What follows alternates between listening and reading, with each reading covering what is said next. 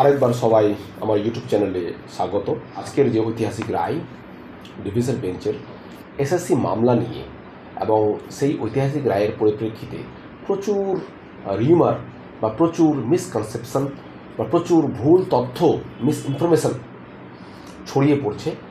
আমি চাই যে সঠিক তথ্যটাই ক্যান্ডিডেটদের মধ্যে যাক, কেননা যারা চাকরি প্রার্থী তারা তো বটেই, তার সঙ্গে সঙ্গে তাদের পরিবার, তাদের শুভানুধ্যায়ী এবং যারা একাডেমিয়া এডুকেশন আছে তারাও খুব চিন্তিত বর্তমান যে চাকরি প্রার্থীদের যে পজিশন সেটা নিয়ে। আমরা অবশ্যই চাইব যে যারা সঠিকভাবে পাওয়া চাকরি প্রার্থী তারা যাতে তাদের যে জাস্টিস তারা সেটা পায় এবং যারা ইলিগালভাবে পাওয়া চাকরি প্রার্থী তারা যাতে রুলড আউট হয়ে যায়, এটা যাব। কিন্তু বিভিন্নভাবে বিভিন্ন রকমভাবে মিসকনসেপশন মিসইনফরমেশন ছড়িয়ে পড়ছে। আমি পুরো অর্ডারটাকে পুরো 350 যে মামলা 350টি মামলার এগেনস্টে আজকের যে 281 পেজের যে অর্ডার, সেই অর্ডারে 350টা প্যারা আছে। সেই প্যারা বিভিন্ন সেকশনে অন্তর্ভুক্ত আছে। প্রিফেস আছে, বিভিন্ন কন্টেনশনস আছে, রিলিফ আছে, issues of CBI, issues of SSC, বিভিন্ন রকমভাবে আছে, ডাইরেকশনস, রিলিফ। এই ব্যাপারগুলো আমি পয়েন্ট ধরে অর্থাৎ প্যারা ধরে অ্যাকর্ডিং টু দেয়ার ইম্পর্টেন্স আমি আজকে আলোচনা করব এই ভিডিওর মাধ্যমে। ভিডিওটা একটু দীর্ঘ হতে যাচ্ছে, তোমরা একটু ধৈর্য ধরে দেখবে এবং আশা করি তোমাদের সমস্ত রকম ডাউটস ক্লিয়ার হয়ে যাবে। চলো শুরু করা যাক। প্রিফেস, প্রথমেই যে আমাদের সেকশনটা আছে প্রিফেস 1 এবং 2 প্যারাতে আছে। Following the order of honourable supreme court dated November 9, 2023, the division bench of Kolkata High Court started hearing on matters of the above writ petitions, 350 writ petitions, okay, relating to 2016 selection process by WBSSC এবং এটা শুরু হয়েছিল কখন? On January 29, 2024 এই division বেঞ্চে যখন ফিরে আসে মামলাটা। ক্লিয়ার? এবার 2 নম্বর সেকশন আছে contentions of writ petitions. Writ পিটিশনের মূল কন্টেনশন ব্যাপারটা কি, ডিসপুট ব্যাপারটা কি, ঠিক আছে, অল দ্য রিট পিটিশনস এবং তাদের যে প্রস অ্যান্ড কনস, ঠিক আছে, সেই প্রস এবং কন, তাদের ভালো মন্দ দিক, পিটিশনার সমস্ত কিছু নিয়ে এখানে আলোচনা করেছে। এবং কে করেছে? Learned advocate mister Bikash Ranjan Bhattacharya. এবং they are all about expiry of panels of group C, group D, 9, 10, 11, 12 এবং তার সঙ্গে এসএসসি যে রুলস, সেই রুলসকে অ্যাডহেয়ার করে আইন না মানা, রুলকে না মানা, সেগুলো সমস্ত কিছু পয়েন্ট আউট করে দিয়েছিল বিকাশ রঞ্জন ভট্টাচার্য এবং তার এগেনস্টে সমস্ত কিছু তথ্য আমাদের হাতে এসছে এবং এই তথ্যগুলোর উপর বিশ্লেষণ করে রায় ঘোষণা হয়েছে। তার সঙ্গে এখানে যে কন্টেনশন অফ রিপিটিশন, এখানে 3 থেকে 21 নম্বর প্যারা আছে। তার মধ্যে ইম্পর্টেন্ট প্যারা হচ্ছে প্যারা নম্বর 13 নম্বর প্যারা, দেখতে পাবে তোমরা স্ক্রিনে। OMR seats manipulation and the disclosure of the same by SSC. OMR seat manipulation হয়েছে এবং SSC নিজে এগুলো অ্যাডমিট করেছে। এই ব্যাপারটা 13 নম্বর পয়েন্টে লেখা আছে। Though SSC did not disclose the OMR of 11 and 12, কিন্তু আমরা জানি যে SSC তার ওয়েবসাইটে 11-12 এর OMR আপলোড করেনি, কারণ Supreme Court had stayed on this. Supreme Court যখন ডিভিশন বেঞ্চে ফিরিয়ে দিয়েছিল তখন সেই ম্যাটারটাকে স্টে অর্ডার দিয়েছিল, ঠিক আছে। আচ্ছা, প্যারা নম্বর 18টা ইম্পর্টেন্ট আছে এই কন্টেনশন অফ রিট পিটিশনের। In this connection mister Bhattacharya relied, মানে সাহায্য নিয়েছে কিসের? অন এসএসসি রুলস, এসএসসি যে গ্যাজেট রুলস এবং এসএসসির যে নিজস্ব রুলস, সেই রুলসের উপর rule number 17 specially, and confirmation of article number 14 and article number 16 of the Constitution. Mr. Vikas Ranjan Bhattacharya had able to point out that the article number 16 and article number 14 were severely violated.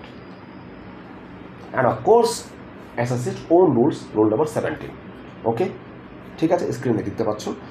এবার 3 number section আছে contentions of writ petitions complaining of rank jump. এটা 22 থেকে 29 নম্বর প্যারাতে আছে, তার মধ্যে important আছে 23 নম্বর প্যারা, তোমরা দেখে নিতে পারো।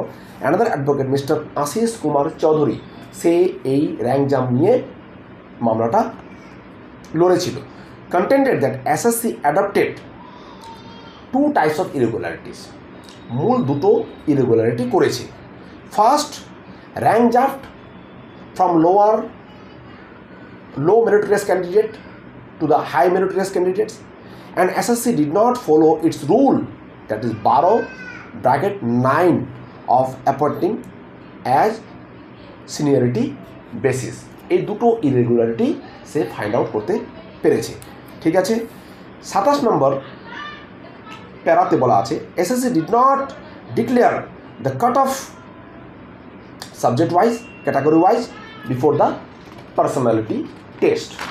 ঠিক আছে, পার্সোনালিটি টেস্টের আগে কাট অফ ডিক্লেয়ার করেনি, যেটা এসএসসির রুলসে বলা ছিল। ওকে, এবার কন্টেন্ট সেকশন আছে কন্টেনশন অফ সিবিআই। এখানে আমাদের টোটাল প্যারা একটা আছে, 29 নম্বর প্যারা, এবং খুব ইম্পর্ট্যান্ট প্যারা। এবং সিবিআইয়ের কন্টেনশন মামলাটা লড়েছিল mister Dhiraj Trivedi, learned deputy solicitor general appearing for CBI, has referred to the final report of CBI dated February 5, 2024 and January 16, 2024, contending that there was widespread manipulation in the selection process.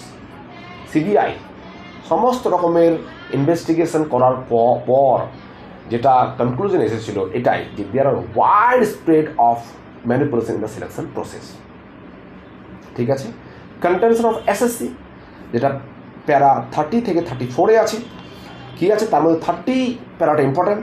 Doctor Sutanu Patra, advocate appearing for এসএসসির হয়ে লড়াই করেছিল, had drawn the attention of the court to the steps and measures that SSC took subsequent to the discovery of illegalities in selection process. সে এটা প্রমাণ করতে মানে জাহির করার চেষ্টা করেছিল যে SSC immediately after discovering of the irregularities and illegalities had initiated the process of nullifying all the irregularities, কিন্তু সেটা কতটা মান্যতা পেয়েছে সেটা আমরা পরবর্তীকালের যে প্যারাগুলো আছে সেটাতে পাবো। প্যারা নম্বর 32টা ওই জন্য ভেরি ভেরি ইম্পর্ট্যান্ট। 32 প্যারা নম্বর আছে 7 phases with the panel validity হয়েছিল, 7টা ফেজে প্যানেল ভ্যালিডিটি হয়েছিল। মানে 7 ফেজে যে প্যানেল হয়েছিল তার মধ্যে 7টা ফেজ প্যানেলসের ভ্যালিডিটি ছিল। 8 নম্বর যে ফেজটা হয়েছিল কাউন্সেলিং অ্যাপয়েন্টমেন্টের ফেজ, সেই 8 নম্বর ফেজটা after the expiry of the panel, hence the phase number of 8th recruitment is totally against the rules, against the policy, and hence they should be treated as null and void. Clear? আচ্ছা, para number 33 কী আছে? SSC denied having knowledge about the appointments of MS Data Scantech Solutions by MS Nysa. SSC এটা বলেছে যে এসএসসির কাছে এটা prior knowledge ছিলই না, যে নাইসাকে যে টেন্ডার দেওয়া হয়েছে স্ক্যান করার কপিগুলো, নাইসা আবার সেই টেন্ডারটাকে সাব ডেলিগেটেড সাব টেন্ডার করেছে। সাব টেন্ডার কাকে করেছে? MS ডেটা স্ক্যামটেক সলিউশনসকে। এটা এসএসসির কাছে জানা ছিল না, এটা এই বলে এসএসসি বিবৃতি দিয়েছে। আচ্ছা, এবার contention of selected candidates of group D, এটা totally group D related. 34, 35 to 46 paras. Mister Kalyan Bandyopadhyay, Kalyan Banerjee এই গ্রুপ ডি গ্রুপ সি কেসটা হয়ে লড়েছিল, এবং সে এটা scanning to subdelegated by Mrs Nysa to Mrs Data Scantech সলিউশনের ব্যাপারে এটা নিয়ে আলোচনা চলছিল এই প্যারাগুলোতে। এবার কন্টেনশন অফ অ্যাডেড রেসপন্ডেন্টস। এবার অ্যাডেড রেসপন্ডেন্টসের মধ্যে 47 to 57 প্যারা আছে। এবার 47 to 57 প্যারাতে related to authenticity of OMR, hard disk seizure and the applicability of the evidence, এইভাবে এই বর্ণনা করে বিবৃতি দেওয়া আছে। মানে অ্যাডেড রেসপন্ডেন্টস যারা আছে তারা এইগুলো ব্যাপার তুলে ধরেছে কোর্টের কাছে, যে ওএমআরের অথেন্টিসিটি কতটা, হার্ড ডিস্ক সিজারের অথেন্টিসিটি কতটা, এবং যে এভিডেন্সগুলো আছে সেই এভিডেন্সের অ্যাপ্লিকেবিলিটিটা কতটা। তোমরা প্যারাগুলো যখন দেখবে, আমি প্যারাগুলো মেনশন করে দিচ্ছি, সেই প্যারাগুলো তোমরা খুঁজে পাবে। 47 to 57 contention of writ petitions of WPA 7370 of 2023, এটা 58 to 61 প্যারাতে আছে। এটা কে করেছে? এটা Mister Aninda Kumar for the writ petitioners advocate for keeping them as appointed since they have work for 3 years। এটা রিট পিটিশনারদের WPA 7370 2003, এটা চাকরি হারা প্রার্থীরা এটা রিট পিটিশন করেছিল এবং তাদের হয়ে লড়াই করেছিল মিস্টার অনিন্দ কুমার, এবং সে বিবৃতি দিয়েছিল যে তারা যেহেতু 3 বছর চাকরি করে নিয়েছে এবং তাদের অ্যাপয়েন্টমেন্ট একদম রেগুলার পয়েন্ট ওয়াইজ হয়েছিল বা রুলস ওয়াইজ হয়েছিল, ওই জন্য তাদেরকে চাকরিতে বহাল রাখা হোক। ঠিক আছে, এবার contentions of appellants in MAT 274 of 2023 and MAT 443 2023 62-65 প্যারাজ আছে এখানে, এবং 62 থেকে 75 প্যারাতে related to group C and group D.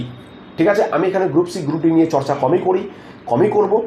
মূলত আমি 9, 10 এবং 11, 12-এর মেইন যে পয়েন্টসগুলো এবং ইস্যুগুলো সেগুলো নিয়েই চর্চা করব, আলোচনা করব। To the points, to the order. ঠিক আছে, contention of parties opposing of writ petitions, writ পিটিশনের অপোজিংয়ে যে পার্টি কন্টেনশন করেছে 76 থেকে 117 নম্বর প্যারাতে আছে। মিস্টার জয়ন্ত কুমার মিত্রা অ্যাডভোকেট হয়ে লড়াই করেছিল, এবং according to him SSC is a partner in the crime. মূল কথা 76 থেকে 117 নম্বর প্যারাতে মূল কথা যেটা উঠে আসছে সেটা হচ্ছে এটাই, যে SSC is a partner in the crime. তোমরা দেখতে পাচ্ছ স্ক্রিনে। এবার ইস্যুসগুলো কী কী আছে? 118 নম্বর পয়েন্ট। ঠিক আছে, 118 নম্বর প্যারাতে 9টা ইস্যু এখানে উল্লেখ করা আছে। 118 নম্বর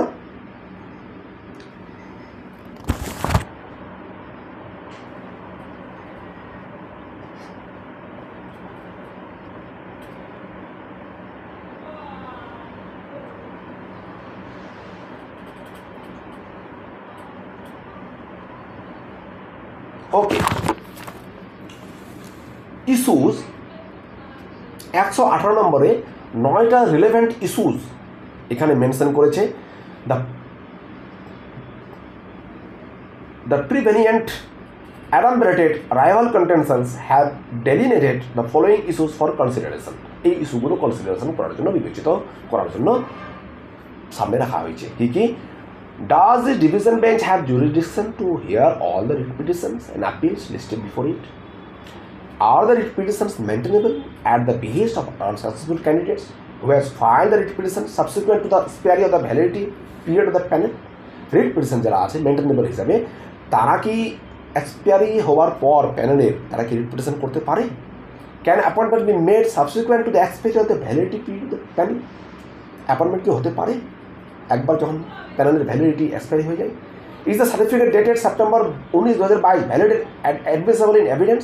সার্টিফিকেট যেটা ইস্যু করা হয়েছে এক একটা এভিডেন্সের এগেনস্টে, সে সার্টিফিকেট কি ভ্যালিড? আচ্ছা, should the OMR sheets available in the seized hard disk be uploaded in the server of SSC to compare the final list score hearing? OMR sheet কি অ্যাভেলেবেল আছে অরিজিনাল, যেগুলো এসএসসির যে সার্ভারে যে আপলোড করা হয় যে স্ক্যান কপি, সেই কপিগুলোর সঙ্গে কি ম্যাচ হবে বা এটা কি মান্যতা পাবে? Can the recommendation be withdrawn by SSC without hearing the appointee? আচ্ছা, অ্যাপয়েন্টি যারা চাকরি প্রার্থী তাদের কাছে কোনো হিয়ারিং, তাদেরকে কোনো সুযোগ না দিয়ে তাদের বলবার ডাইরেক্ট কি তাদের চাকরি 17 রুলস অনুযায়ী তাদের চাকরি কি খারিজ হতে পারে? আচ্ছা, whether revocation of recommendation under Rule 17 by SSC is valid or not?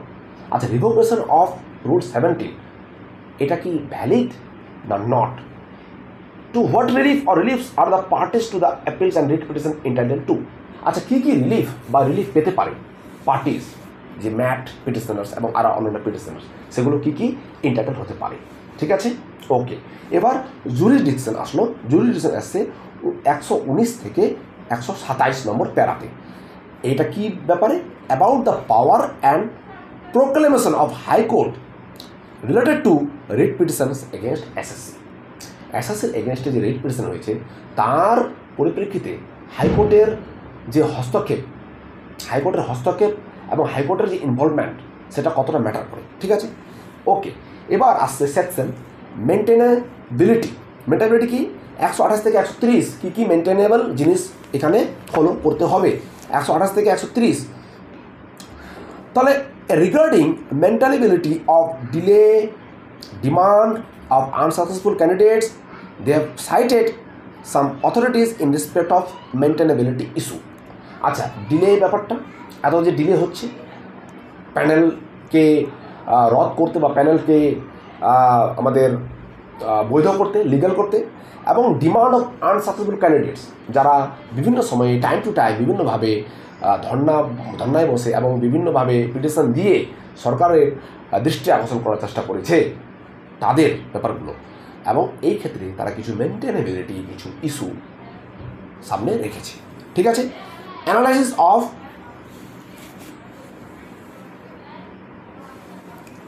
CA maintainability.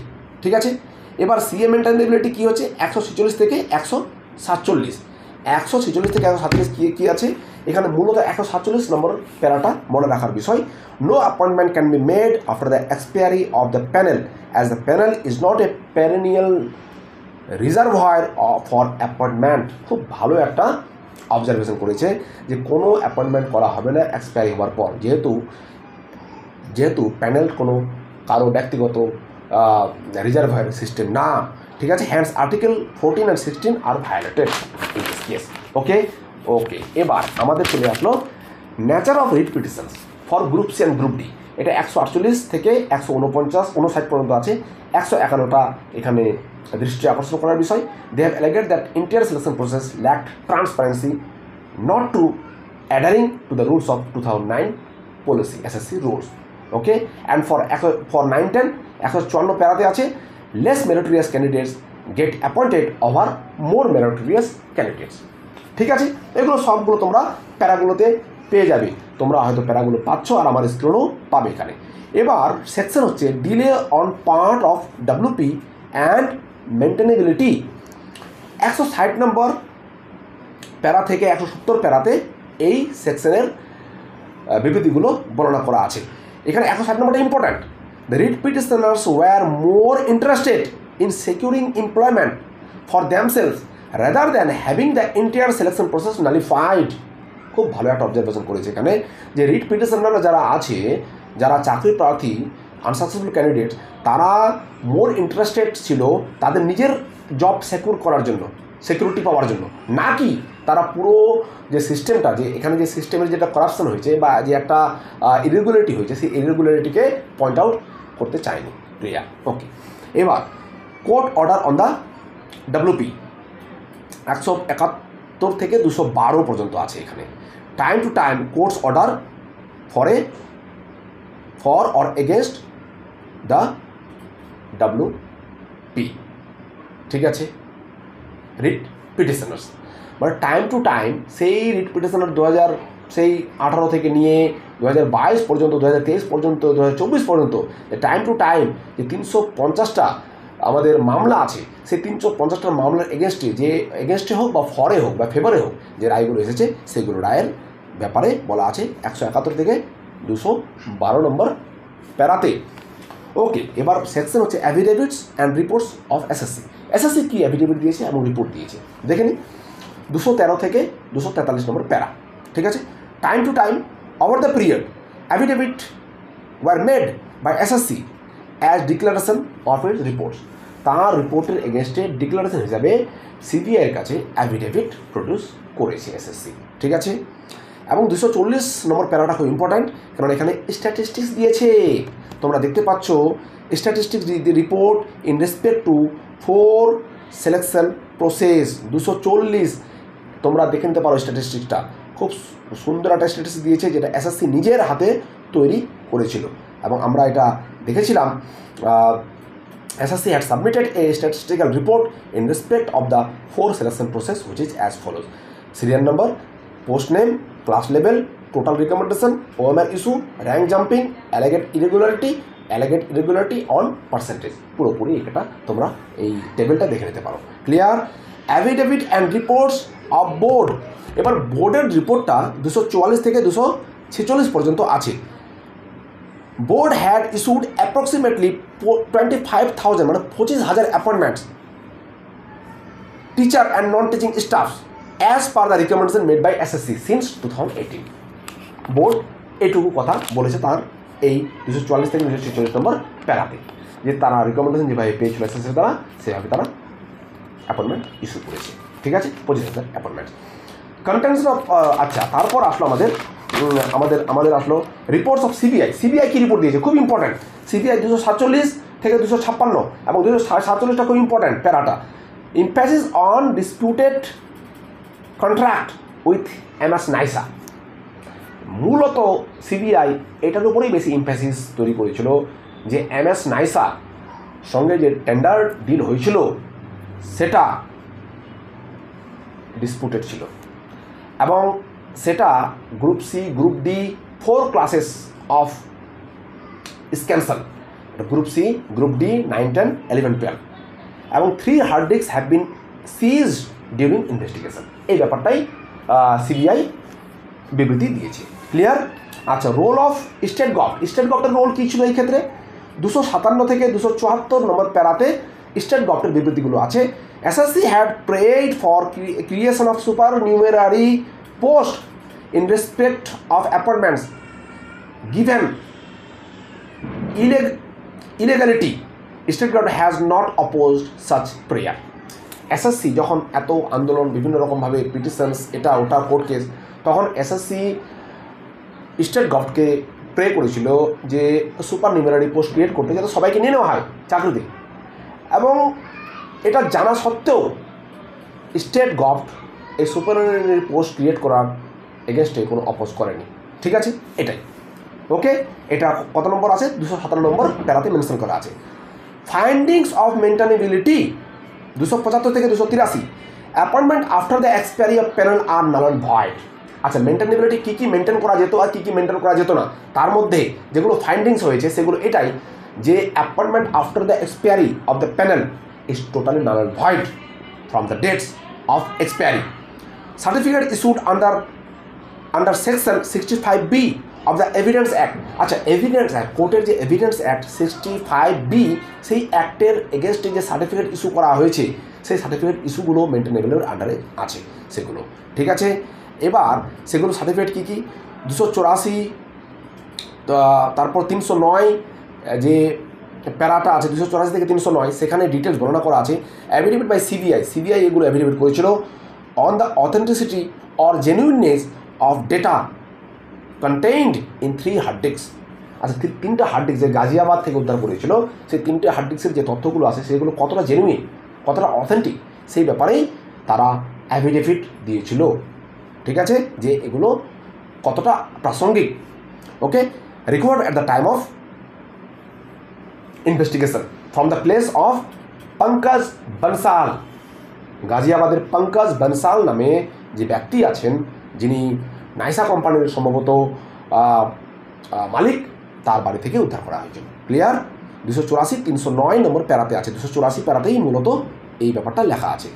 Uploading of OMR sheets সেকশনটা 310 নম্বর সেকশন প্যারাতে আছে। রিগার্ডিং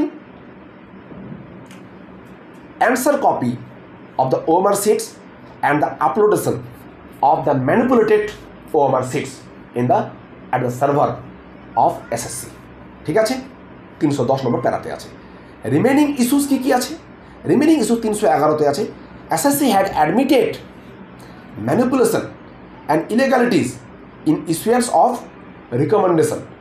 এই ব্যাপারগুলো এসএসসি মেনে নিয়েছে এবং 311 নম্বর প্যারাতে এসএসসি এটা অ্যাডমিট করেছে। ক্লিয়ার? ওকে, এবার অপশনস অ্যাভেলেবল। কী কী অপশন ছিল?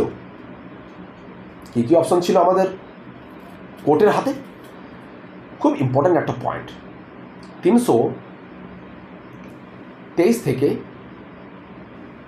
325 থেকে 326, ঠিক আছে? 325 থেকে 326 যে অপশনটা আছে সেটা 3টে অপশন ছিল এখানে, ঠিক আছে? 3টি অপশন কী কী ছিল? ফার্স্ট অপশন আনঅ্যাভেলেবল ছিল, অলরেডি হাতের বাইরে, ওই অপশনটা অ্যাপ্লাই করা যেত না। সেকেন্ড অপশন ছিল খুব important, cooperation of SSC to the CBI, to the ED, state and the board.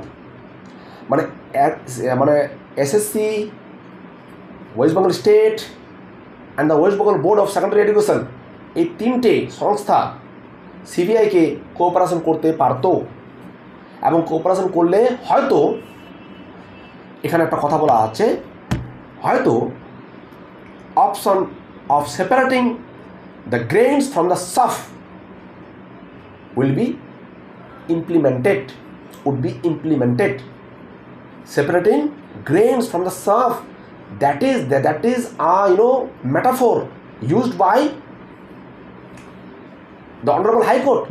The metaphor is all about separating the originals, the genuine candidates from the corrupted candidates. যদি এই সাহায্যগুলো পেত CBI, তাহলে এই অপশনটা apply করা যেত, পুরো প্যানেলটাকে cancel করে হতো না, পুরো প্যানেলটাকে ক্যান্সেল করতে হতো না। কিন্তু সিবিআই সেরকম কোনো রকম সাহায্য পায়নি, তার জন্য পুরো প্যানেলটাকেই ক্যান্সেল করতে হলো। 330 নম্বর প্যারাতে লেখা আছে, all appointments in 4 categories of selection process, Group C, Group D, 9, 10, 11, 12 are henceforth declared cancelled. There was no any other options remain available. Okay, এবার সেকশন হচ্ছে ইলিগ্যালিটিস অফ সিলেকশন প্রসেস। কী কী ইলিগ্যালিটি ছিল? 17 point illegalities were found in the selection process. 17 point illegalities. সেই 17 point illegalities কী কী? এখানে আমরা পাবো 335 থেকে 337, 335 থেকে 337 পাবো এটা, এগুলো আমরা 335-এ কী কী আছে? The evidence placed before us have established the following illegalities in the selection process. 1 number, SSC, এটা খুব ইম্পর্টেন্ট, এটা ভালো করে ধ্যান করে শুনবে। SSC had appointed an agency, namely MS NISA, for the purpose of scanning and evaluating the OMR seats by a closed door tender process in violation of Article 14 and Article 16 of the Constitution of India. মানে close door tender হয়েছিল, open tender হয়নি এবং নাইসাকে দেওয়া হয়েছিল, ঠিক আছে? Article 14-16কে violet করে। ওকে, such agency had engaged another agency, namely Data Scantech, to scan the OMR seats. নাইসা আবার সাবটেন্ডার করেছে এবং সাবটেন্ডার করে কাকে দিয়েছে? Data Scantech to scan the OMR sheets, ঠিক আছে? 3 নম্বরে কী আছে? এগুলো ফাইন্ডিং হয়েছে, এগুলো ইলিগ্যালিটিস হয়েছে। 3 নম্বর কী আছে? Although scanning was done at the office premises of SSC, it is claimed by SSC that SSC had never engage data Scantech to scan the OMR sheets. যদিও এসএসসির অফিসেই স্ক্যান করা হয়েছিল, কিন্তু এসএসসি এটা কোনোদিন স্বীকার করেনি যে এসএসসি ঘরেই এগুলো স্ক্যান হয়েছিল। Okay, SSC had destroyed the original OMR sheet ostensibly with a scan mirror image thereof being preserved in its server. SSC OMR সিটগুলো ধ্বংস করে দিয়েছে, অরিজিনালগুলো, এবং ডুপ্লিকেটগুলো তার সার্ভারে with scan mirror image thereof being preserved in its server. আচ্ছা, mirror image তার সার্ভারে আপলোড করেনি। ওকে, CBI did not find any scanned mirror image of OMR sheet in the server of SSC. ওই জন্য সিবিআই কোনো রকম মিরর ইমেজ পায়নি এসএসসির সার্ভারে। OMR sheets had been destroyed without the scanned mirror image being preserved in the server of SSC. OMR ধ্বংস করা হয়েছে কিন্তু প্রিজার্ভ করা হয়নি ডুপ্লিকেটগুলো। SSC had provided scanned OMR sheets to RTI applicants in the year 2018 till 2023, claiming that such OMR sheets were from its database, although যদিও SSC RTI কপির উত্তর দিয়েছিল 2018 থেকে 2023-এর মধ্যে, তাহলে সেগুলো ওএমআর শিট কোথা থেকে আসলো? তো এসএসসি বলছে, সাফাই দিচ্ছে যে সেগুলো ডেটাবেসে ছিল অলরেডি। ওকে, অ্যাপয়েন্টমেন্টস 8 নম্বরটা আছে, appointments higher then the declared vacancy had been given in respect of all 4 categories. যেগুলো ডিক্লেয়ার ভ্যাকেন্সি ছিল, যতগুলো ভ্যাকেন্সি, তার থেকে বেশি অ্যাপয়েন্টমেন্ট দিয়ে দেওয়া হয়েছে 4টে ক্যাটাগরিতেই। Okay, 9 number, appointments had been given to persons who are not even in the panel. Appointment তাদেরকেও দেওয়া হয়েছে যারা প্যানেলে ছিল না কোনোভাবেই। 10 number, appointments had been given to persons who have submitted blank OMR sheets. Appointment তাদেরকে দেওয়া হয়েছে যারা ব্ল্যাঙ্ক ওএমআর শিট সাবমিট করেছিল বা ফলস অ্যান্সার কিজ ডার্কেন করেছিল তাদেরকে, মানে ফলস অ্যান্সার কি ডার্কেন করা মানে ব্ল্যাঙ্ক ওএমআর শিট, তাদেরকেও অ্যাপয়েন্টমেন্ট দিয়েছিল। ক্লিয়ার? আচ্ছা, appointment had been given person after expiry of the panel. Panel expiry হওয়ার পরেও তাদেরকে অ্যাপয়েন্টমেন্ট দেওয়া হয়েছিল। Okay, 12 number, person placed lower in rank had been given appointment in preference to person placed higher in rank in the merit list. Merit লিস্টে যারা lower rank, তারা rank jump করে আগে এসেছিল, যারা হায়ার র্যাঙ্ক তারা র্যাঙ্ক প্রেসিডেন্ট হয়ে পিছনে চলে গিয়েছিল। Clear? Merit list containing the marks obtained by the respective candidates had never been published. Merit list publish করা হয়নি। আচ্ছা, counselling had been held subsequent to the expiry of the panel. Counselling করা হয়েছিল expiry হওয়ার পরে প্যানেলটা। Total vacancies of the illegalities are yet to be identified and rendered improvable given the stand of SSC, board and state. আচ্ছা, কতগুলো ইলিগ্যালিটিজ হয়েছিল সেগুলো SSC বা বোর্ড বা স্টেট কোনোভাবেই এগুলো ফাঁস করতে যাচ্ছিল না বা ফাঁস হয়ে ওঠেনি। এগুলো সিবিআই ফাঁস করেছে।